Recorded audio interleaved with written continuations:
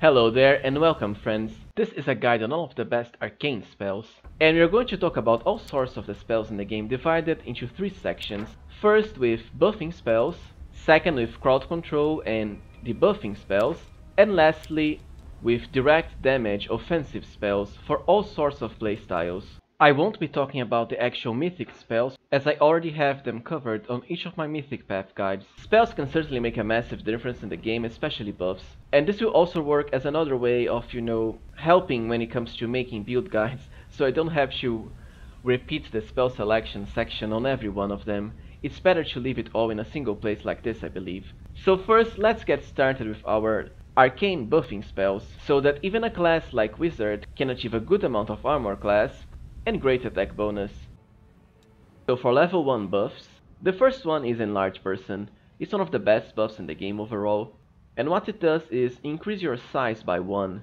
Size increases can be very useful because not only do you gain a bonus to your base weapon damage, no matter what weapon you are using, and you can follow this chart to the side here from the official Pathfinder wiki to properly understand how your weapon damage is going to be increased. Second, you also gain a size bonus to strength, and because this is a size bonus, it will stack with, for example, enhancement from belts and the animal buffing spells. Third, the size increase actually gives you reach, which matters a lot for melee characters, especially dual wielders and two-handed characters who don't have that high armor class. With reach, you can easily attack the enemies from afar, behind your tank and other frontline characters.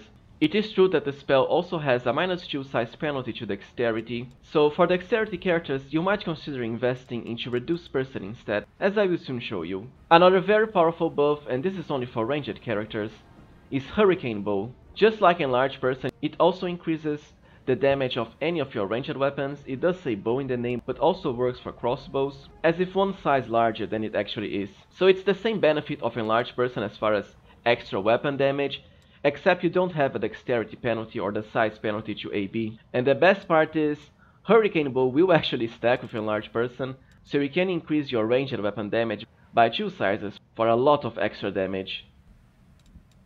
For another very powerful buff, we have the ever so useful Mage Armor, and probably one of the most classic of all of the mage spells in the game. First, it has an amazing duration of 1 hour of real time per level, so you'll always have this spell on at all times. It's never going to wear off, unless by traveling to the world map. The main benefit is the hefty +4 armor bonus to AC. By armor bonus, I mean actual bonus from armor, so for example, this spell will not stack with armor your character is already wearing. Let's say you are playing a Magus who has a chain shirt, that's 4 base armor class, so if you cast Mage Armor, you aren't really going to be getting anything to your AC. On the other hand, if you're using, let's say, a Leather Armor which has 2 to armor class, by casting Mage Armor you will actually gain a +2 bonus. On the other hand, this spell will stack with Armor Enhancement bonus, so the enhancement bonus of your armor. Of course, it doesn't need saying that the spell is great for characters that don't wear any armor, but especially for pets. Having a pet that already has great armor class with a +4 bonus can highly help increase your pet's survivability in the early game. Lastly, because we actually have a mythic ability focused on increasing our Mage Armor bonus called Archmage Armor, which can increase it by a massive amount, even characters that have, let's say, full plates can actually get more armor class by just using Mage Armor, at least at the end game with more mythic levels. Another very good buff is Magic Weapon. This spell will add a +1 enhancement bonus to your weapon, and the best part is it does actually stack with whatever current enhancement bonus your weapon has up to a maximum of +5. So let's say you already have a +2 weapon, as in this screenshot here, a +2 falchion. The falchion will now become +3. On the other hand, if your weapon is already +5, casting this won't change anything. Protection from alignment can also be another useful early buff.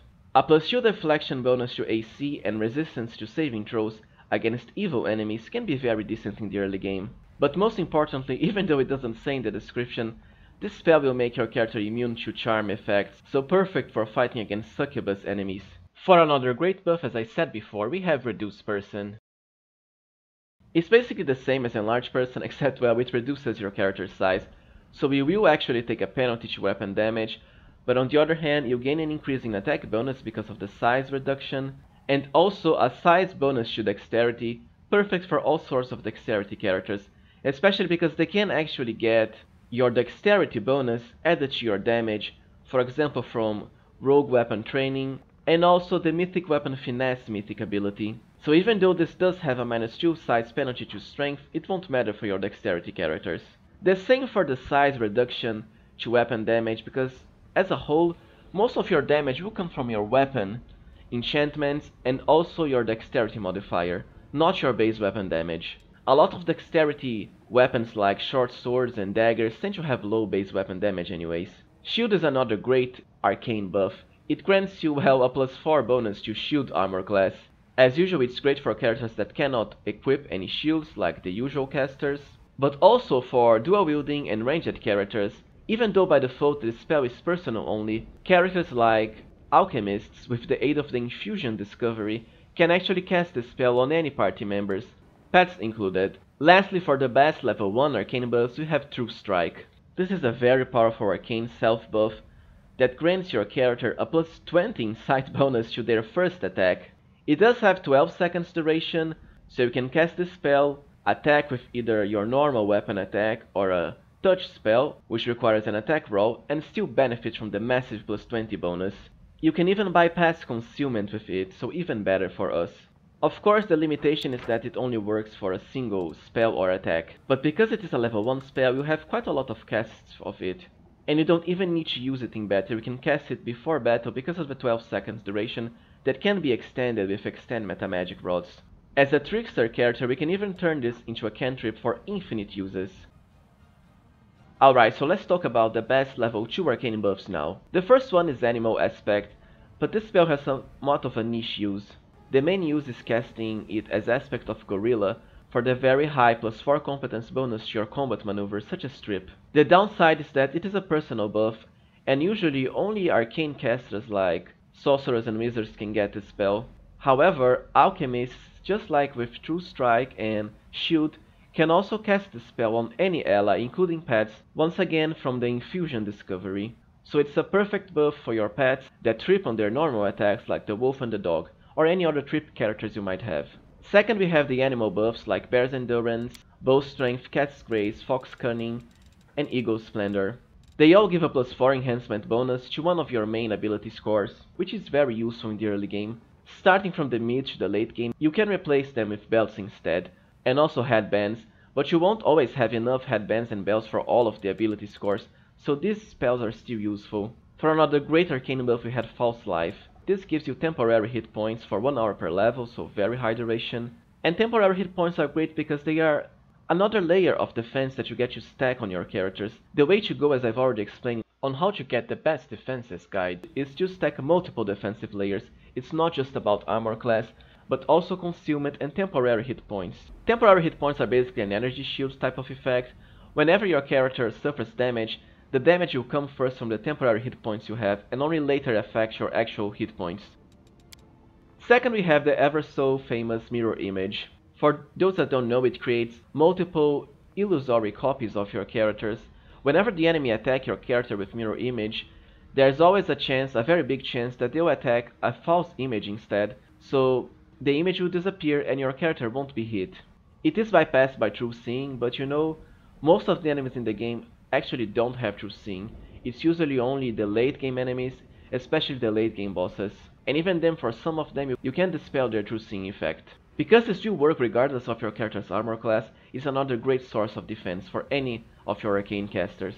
We also have Protection from Alignment Communal, which is the same as the, Protection from Alignment that I mentioned before, except it does have very low duration of just a single minute. On the other hand, it does affect all of your party members, so can be great against boss battles and other tough enemies, especially succubus, so they can't charm your characters. Protection from arrows is also very powerful. A lot of the powerful ranged enemies in the game actually don't have magical enhancement to their weapon attacks, so you will benefit from the damage reduction this has. 10 points per caster level, up to a maximum of 100, which is massive. This does actually work against the very annoying Vrock Demon damage over time effect that they have, and it also has very high duration of 1 hour per level. Later on we can get a party-wide version of this, which is what we'll be using for most of the game. The same for Resist Energy, there's also a party-wide version later on, but for this one, what it does is give you damage reduction against all sorts of elemental attacks, the main elements, acid, cold, electricity, fire or sonic, up to 10 points at the start, which then becomes 20 at level 7 and 30 at level 11. With this spell you can completely avoid most of the elemental damage, either from on-hit effects on the enemy's weapons, but most importantly from spells. Even 10 points is already great, 20 is amazing, and 30, well, you avoid almost all sorts of elemental damage with this. Sense Vitals is also one of the best caster self buffs. It gives you sneak attack even if you don't have it by default, up to a maximum of 5d6 at level 15. This can highly increase the damage of fighter mage type of characters that want to attack and cast spells. It is a self buff only however, and also has very low duration of 1 round per level, so be sure to cast it before tough battles. Blur is another very powerful level 2 arcane buff. It gives you 20% concealment, actually can be cast on any of your party members. 20% concealment is very useful. It gives your character a staple 20% chance of avoiding enemies' physical and ranged attacks, and also touch spells, no matter how high or low your armor class is. I suppose the invisibility can also be somewhat useful, but you know, I'd much rather cast a communal party-wide version later on, and most of the early game enemies don't have invisibility effects, and you can also cast Glitter Dust to reveal invisible enemies. Now let's start with our level 3 arcane buffs, and some of the spells here are the best in the game. We have of course Haste, one of the most well-known arcane spells. Haste is, to put it simply, amazing. It affects all of your party members, grants them an extra attack per round, which is huge, and even enhances your attack bonus by +1, and also your armor class and reflex saving throws by the same value. The attack bonus is untyped, so stacks with whatever, and the bonus to armor class is dodge, so it stacks with even other dodge sources or any other sources of armor class. Overall a very solid spell, and honestly, you could slot your level 3 spells with just haste and that would be optimal. This is such a great spell that you want to have it on at every single time. 24/7 haste is the way to go. Even if it only has a low duration of 1 round per level, you can still extend it, and depending on your mythic path, like if you go with a lich, you can turn it into 24 hours duration. Greater Magic Weapon is another very powerful buff. It works the same as if Magic Weapon, as I've mentioned before, except instead of just +1 enhancement, it can give your weapons a +1 per 4 caster levels for a maximum of +5. Once again, this won't stack with your weapon if you already have a +5 weapon. Also, unlike the normal Magic Weapon, Greater Magic Weapon has 1 hour of real-time duration per level, so it's never going to wear off. Heroism is another very powerful buff. It gives any character a +2 morale bonus to attack rolls, saving throws and skill checks, very stacked, and also has very high duration of 10 minutes of real time per level, so it's going to last the entire dungeon. I actually prefer to leave Heroism to characters like Bards or Skalds, who gain it earlier at level 4. Wizards and Sorcerers only gain it at level 5 or level 6. And as I said before, we also have the party-wide version of protection from arrows, and also Resist Energy Communal. You certainly want these spells at all times for your characters, especially Resist Energy, but most importantly Fire, Acid and Electricity. The same for Invisibility Communal. And now we also have Protection from Energy. It works in a similar way to Resist Energy, except with Resist Energy you always ignore a staple amount of damage. Protection from Energy is different in that it grants you damage reduction that will be drained whenever you take elemental damage. So the spell absorbs 12 points of caster level worth of energy damage to a maximum of 120 at 10th caster level.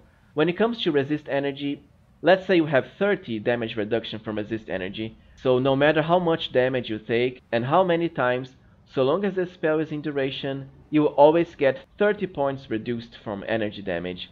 As far as Protection from Energy, it has a limit on the absorption effect. So let's say I have 120 points.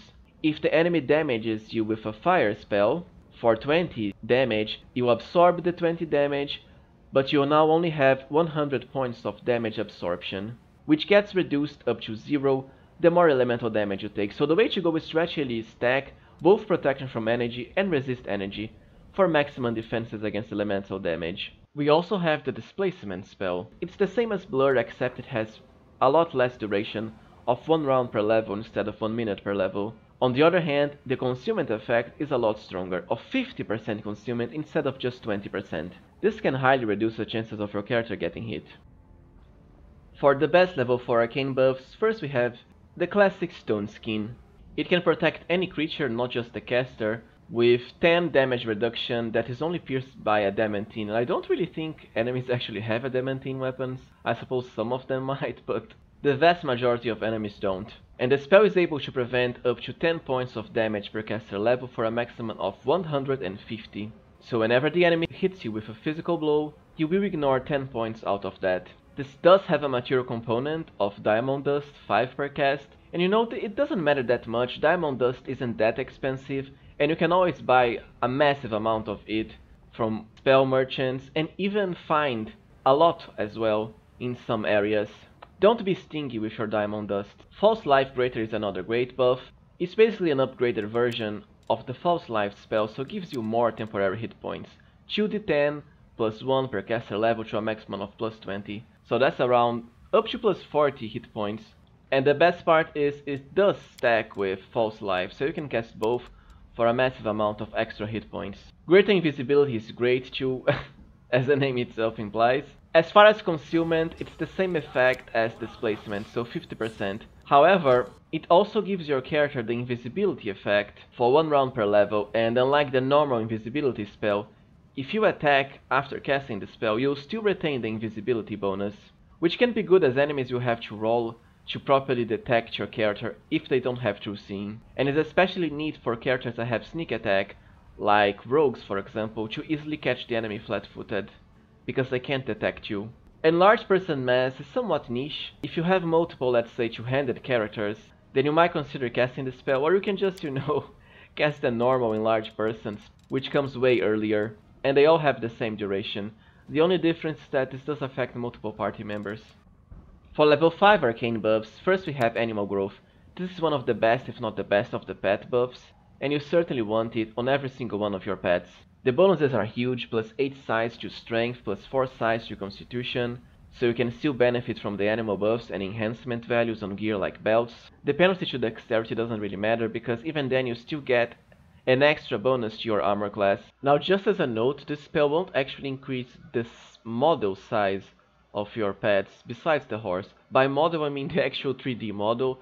Well, when you cast the spell on them, they still retain the same size appearance, but they do get all of the bonuses from the spell. The horse on the other hand will get the size increase as well, as far as its 3D model, which means you can then ride your horse with larger characters, such as characters that were affected with Enlarged Person. Echolocation is a great spell too. The main reason is that it lets you bypass enemy concealments just like that, by just casting the spell, and it has amazing duration at 10 minutes per level. The downside is that it's a personal only buff. However, with either a Brown Fur Transmuter or an Alchemist, you can cast the spell on every single one of your party members, thus completely bypassing the need to get a blind 5 feet. As far as enemy concealment, that is. We have of course the infamous Genie Kind too. It's an amazing spell when it comes to proccing the Elemental Barrage mythic ability for massive amounts of extra damage to your attacks. You get to choose one of the Genie forms, and depending on the form, you'll enchant your unarmed strikes or melee weapon hits with elemental damage on hit. This is the main benefit of the spell, the rest doesn't really matter. Life Bubble can be pretty decent too, but you know, for most of the effects here you can just cast the cleric spell called Delay Poison Communal. Still, because it has very high duration of 1 hour, you just need to cast this once, there's really no reason not to.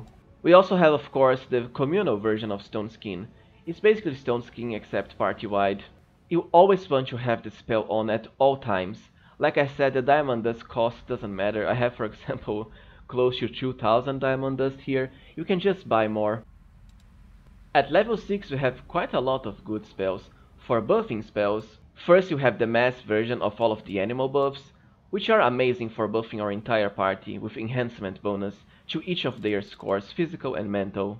We also have the very neat Dragon Kind 1 spell, so if you want to be a build that transforms into a dragon, be sure to pick this.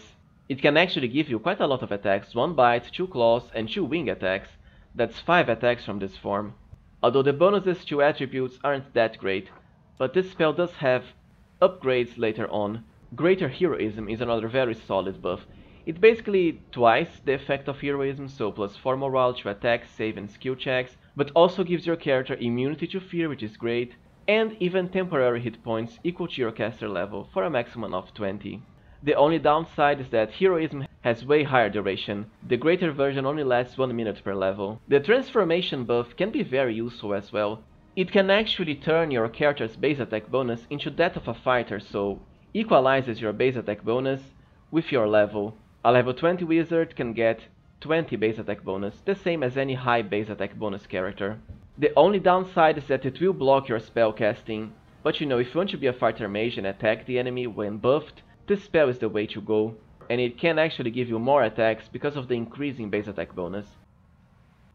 For great level 7 arcane buffs, first we have Firebrand.